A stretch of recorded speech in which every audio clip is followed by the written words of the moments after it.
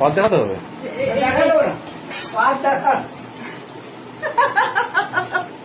আমি খাবো কি এসেই মনে হচ্ছে মেশোর কথা শুনে।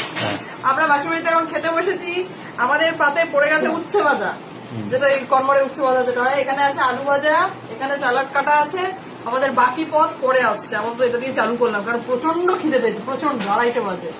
আমাদের মেশোই বিন্দাস, খিদে পেয়েছে খেয়ে নিয়েছে, কে এলো দেখার দরকার নেই, আগে তো খাই। ও এই যে ডাল চলে এসছে, ডাল চলে এসছে, মুসুর ডাল। মেশো কোনো বক্তব্য? নো বক্তব্য।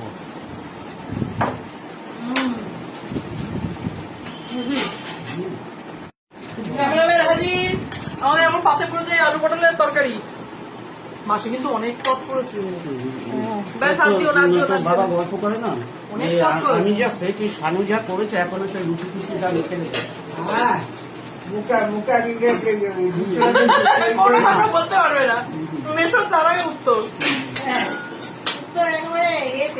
ছোট ওরা লেগে রয়েছে, ভালো হয়েছে, ডালটা খেতে সুন্দর হয়েছে। হাত দেবে না, ঝোল দাও একটু, একটু ঝোল ছেড়ে দিতে খেতে ভালো লাগে।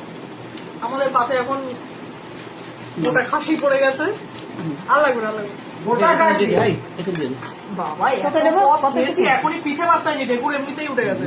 ভালো ভালো হয়েছে। আর দেবো না? না না মাংস দিয়ে মাংস লাগবে না, একটু দিয়েছিস তো, আর লাগবে না। এই দুই বোন। আদিস না, দিস না। দুই বোন না, দুই বুড়ি, দুটো আমি দিচ্ছি, দুই বুড়ি।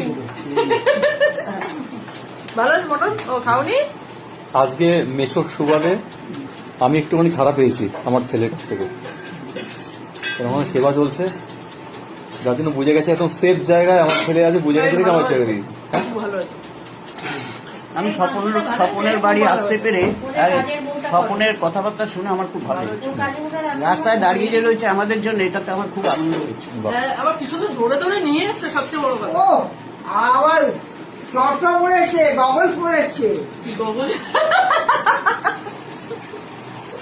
কেন তোমার শাউরি চাটনি খেতে দেখো, পুরো বাটি পরিষ্কার। বলছি তোমারও তো অনেক পরিষ্কার দেখছি। কি হ্যাঁ, ভালো, আমার চাটনি রেডি, চাটনি ready। দারুণ দারুণ।